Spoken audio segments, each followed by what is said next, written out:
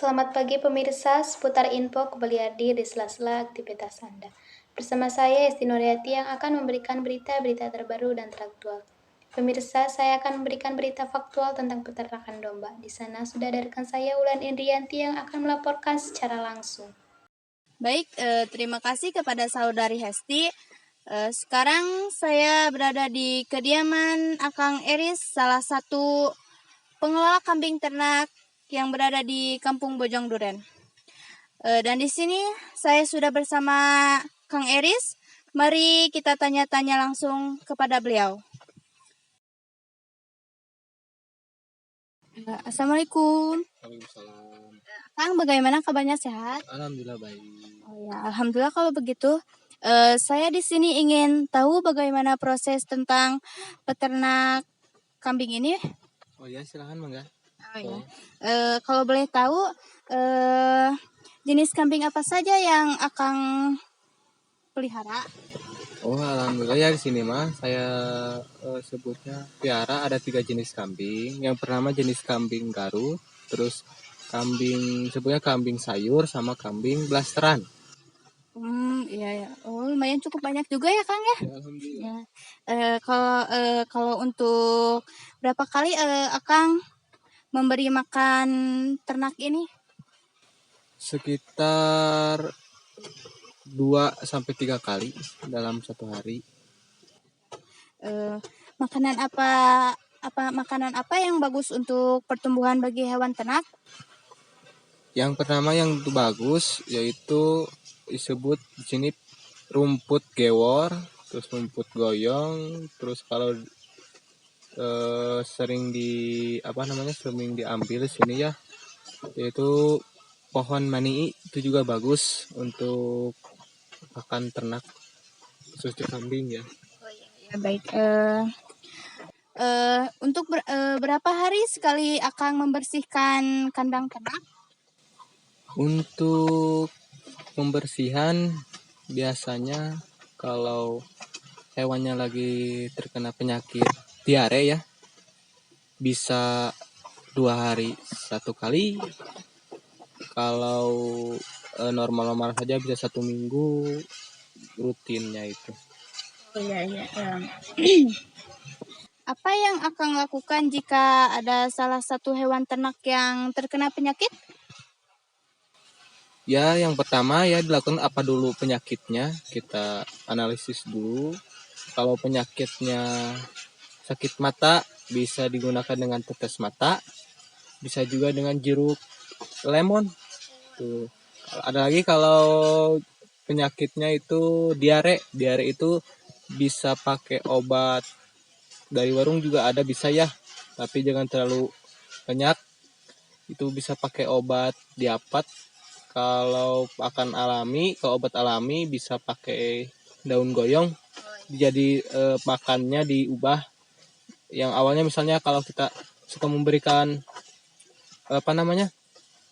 pakan seperti gewor, terus yang rumput-rumput yang di bawah kita bisa pakai pakan goyong supaya pencernaannya jadi kering. Di kering itu supaya nanti BAB-nya tidak terlalu encer karena penyakit diare. Untuk selanjutnya, Akang, kotoran hewan dari hewan ternak dibuang kemana atau dapat dimanfaatkan, Kang? Untuk kotoran ya, kalau disebut dibuang sebenarnya enggak. Kalau dimanfaatkan pasti bisa, yaitu yang pertama kotoran kambing itu bagus untuk pupuk ya untuk pupuk buat tanaman sayur, untuk tanaman pohon-pohon ya seperti pohon jati, pohon pinus dan sebagainya, bagus untuk pupuknya itu ya. Itu mah kalau untuk kotoran. Akang, kalau boleh tahu berapa modal pertama yang Akang keluarkan? Untuk modal pertama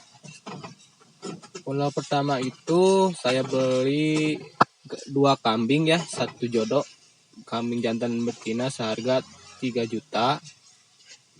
Terus itu sudah termasuk sebutnya termasuk biaya ongkos ini ya, biaya ongkos untuk transportasi sekitar 3 juta. Cuman untuk biaya kandang mah belum termasuk. Gitu ya Kang. Dari tahun berapa Akang memulai usaha ini? Untuk mulai usaha ternak ini sekitar tahun 2015 mulai bahasanya merintis ya. Oh, lumayan lama juga ya Kang ya. Berapa keuntungan yang Akang peroleh dari beternak kambing ini? Kalau bicara keuntungan secara ini ya, kalau misalnya dari satu kambing jantan kita miara 1 tahun sampai bulan haji. Kalau kita beli dari sangkal seharga 1,5 juta, sekitar 1,5 juta sampai setahun, itu kira-kira kita dapat keuntungan 1,5 juta juga, harga 3 juta. Tapi itu sesuai pasaran. Kalau harga pasaran 2,5 juta atau pas lagi angkanya naik bisa 4 juta.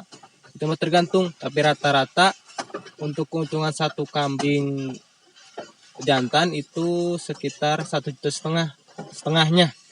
Tapi beda lagi dengan kambing betina. Kambing betina itu lebih harganya, kalau kita bicara induk ya pasti lebih murah.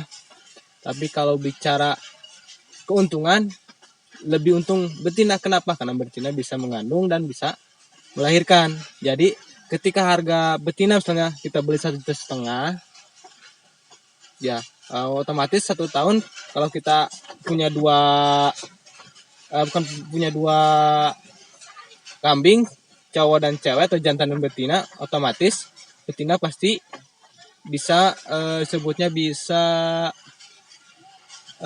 hamil. Ya, hamil dalam proses tersebut otomatis dalam 1 tahun khususnya 6 bulan pasti bisa melahirkan. Jadi kalau harganya misalnya harga indukan 1,5 juta, anaknya lahir misalnya harganya 500.000, jadi total 200 juta dalam 1 tahun.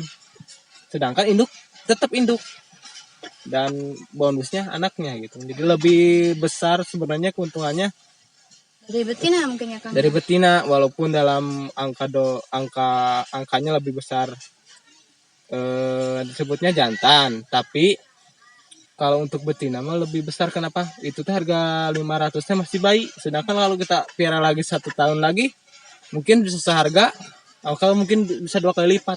Tuh. Baik Akang, berapa lama untuk proses mengembangbiakan kambing-kambing ini Kang? Untuk proses dari bayi sekitar sampai siap panen ya, bisa kalau di harga jejengger itu 3 bulan sudah bisa dilepas dengan harga sekitar 1 juta sampai 1,5 juta. Kalau sangkal sekitar 8 bulan sampai 1 tahun itu bisa di harga 1.800.000 sampai 2 juta. Kalau yang sudah siap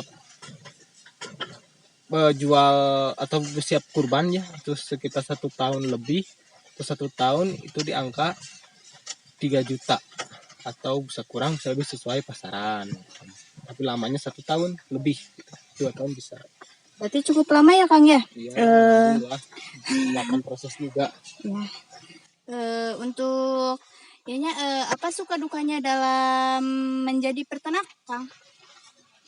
Kalau bicara sukanya ya, kita bicara suka ya.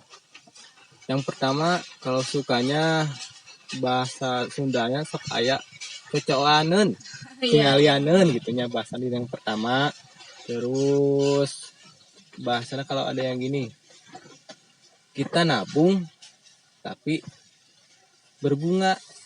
Kalau kita nabung di bank pasti berbunga, tapi kalau nabung di domba kekerasan yang awalnya sekian bisa bertambah tuh. Itu sukanya. Jadi untuk dukanya ya, yang pertama kalau kesulitan dalam saat mencari rumput, tidak tahu hujan, tidak tahu panas, tidak tahu sakit, tidak tahu lagi sibuk-sibuknya, tetap harus ada makanan buat si kambing. Itu dukanya. Jadi dalam kondisi apapun kita harus siap untuk mencari makannya. Itu dukanya. Baik, terima kasih Akang Eris atas waktunya serta ilmunya. Semoga usahanya semakin lancar dan menjadi motivasi bagi orang-orang yang ingin berternak. Amin. Sekian laporan dari saya Wulan Indrianti dan rekan saya kameramen Risma Ulia dan kembali lagi ke studio. Baik, terima kasih Saudari Wulan dan Saudari Risma. Selaku kameramen, demikian yang saya laporkan saat ini. Saya Hesti Nurhayati dan segenap kru yang bertugas pamit undur diri. Terima kasih, selamat siang, sampai jumpa kembali.